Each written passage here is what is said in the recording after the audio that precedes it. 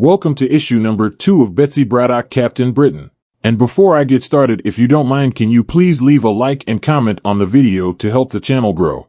Now currently, up to this point in the story, Betsy is back home in the UK in hopes of defending her home alongside allies like Pete and the rest of Strike. But unfortunately, she has to split her time also defending the multiverse as well. Which is bad news for her, because her lack of time on British soil furthers the anti-mutant sentiment that she isn't the person for the job due to what they perceive as lack of commitment.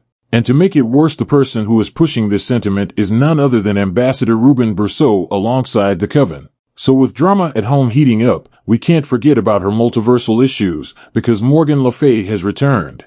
And the first thing on her agenda is to eliminate Betsy. And the way she wants to go about doing this is by enlisting the Furies from the Everforge and using them to attack the Captain Britons across the multiverse. So with that said, this issue opens on Earth 5411 in midst of a battle between the Corps and the Furies. And personally, by the looks of it, the Furies have the Corps against the ropes as their sheer numbers alone threaten to separate the team, basically using a divide and conquer approach. So in an attempt to push back their advancement, Rachel Summers suggests copying their enemies' patterns by swarming one at a time and varying their attacks along the way. So with that said, several members of the Corps launched a joint attack that completely destroyed one Fury. So with one down, the team had a lot more to go. Until in a strange turn of events, Morgan ordered a full retreat of the Furies, which was really odd. So almost instantly Betsy picked up on something being off about the withdrawal, as she and her Corps took pursuit. But due to Morgan's head start, the chase proved fruitless as they managed to escape. So with the battle over, for now, Betsy sat and contemplated what Morgan's next moves could be, because the whole point of this attack was to turn members of the Corps against her. But most of the members are currently at her side, which means it was pointless for her to retreat unless she was looking for something else. But no matter how much she thought about it, nothing came to mind. Until once again Rachel points out the obvious, by saying maybe she's looking for a world with a Betsy that hadn't heard of the drama unfolding yet. Which was right on the money, because Betsy states that Rachel was exactly right. Because if Morgan can't find a member in the existing Corps who would turn against her, then she would have to find one she can make. So with that realization, Betsy asks Rachel to search the multiverse for a Betsy Braddock who is not only untested but who might have some power in the Britain of her world. Which in no time at all Rachel was able to narrow it down to one potential candidate by the name of Lizzie Braddock of Earth 76. Because according to Rachel, Lizzie Braddock is a powerful secret agent who works for Strike. And as for powers, she's telekinetic rather than being telepathic. So with that established, we transition over to Earth 76, where we see Lizzie searching through her refrigerator, looking for food, until she is met by an uninvited guest. So in a show of power, she lifts several kitchen items and launches them at the intruder. But to her shock, the intruder was able to stop it dead in its track because Morgan was on the scene. And just as Betsy and Rachel assumed, Morgan extended an offer to Lizzie. The offer of power. Now in Lizzie's world, her brother is still Captain Britain, and the only time she ever heard of Morgan being real was when he would drink after missions. So as Morgan continues on her pitch toward Lizzie, Betsy and Rachel appear outside her window. So with everyone on the scene at the same time, Morgan initiates the fight by casting a massive blast out the window toward our heroes. As she exited the apartment, saying, she doesn't usually engage in these sorts of fights herself, but it's been a hard day, so she deserves a treat. And just like that, Morgan divided into 3 different people. Because Morgan is able to embody the goddess in triplicate, creating the maiden warrior, the beautiful sorceress, and finally the wise witch.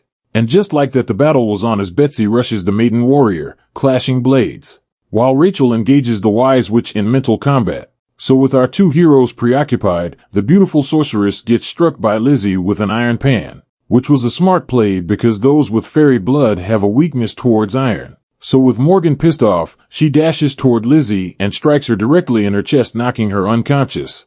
But before Morgan can take Lizzie and escape, a shield nails her in the back. For Captain Carter arrives on the scene, but before she could take Morgan in for interrogation, the sorceress cast a spell allowing her to escape. So with the battle over, Betsy and Rachel accompanied Captain Carter to the Strike of this universe HQ, because after Morgan's last attack, Lizzie was left in rough shape. So as the team rushes to the HQ, we skip over to London, Coven HQ, where we see Ruben and the Coven helping Morgan teleport to their location.